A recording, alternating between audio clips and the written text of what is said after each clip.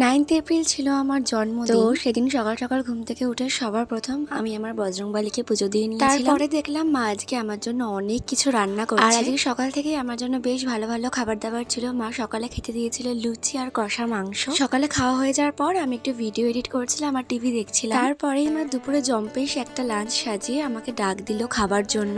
আর এসে দেখলাম এই গরমের মধ্যে মা কষ্ট করে আমার জন্য অনেক কিছু রান্না করেছে, যেগুলো আমি ভালোবাসি খেতে। সবকিছুই ছিল। লাল শাক দিয়ে ফ্রাইড রাইস খাওয়া একটা বিরাট কম্বিনেশন, কিন্তু যাই হোক রাইস যেহেতু ছিল না তো আমার সেটা দিয়ে খেতে হয়েছে। এত কিছু খেয়ে তারপরে দুপুরে আমি একটু ঘুমিয়ে পড়েছিলাম। দেন সন্ধ্যাবেলা উঠে ওয়ার্কআউট করে আমি ফেসে একটু মাস্ক লাগিয়ে রেখে দিয়েছিলাম। আর তার সাথে সাথে খাওয়ার জন্য একটু আমি গ্রিন টিও বানিয়ে নিয়েছিলাম।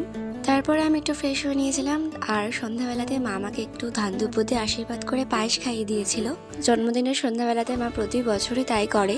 আর প্রতি বছরই জন্মদিনের দিনটাতে আমি একটু নিজের মতনই থাকার চেষ্টা করি। অনেকের মতো এই দিনটাতে আমার অতিরিক্ত আড়ম্বর খুব একটা পছন্দ নয়। পরের দিন দিদুন বাড়িতে গিয়েছিলাম দিদুনের সঙ্গে একটু দেখা করতে। আর তার সঙ্গে সঙ্গে মা যাওয়ার সময় মিয়ামোর থেকে কেকটা নিয়ে গেছিল।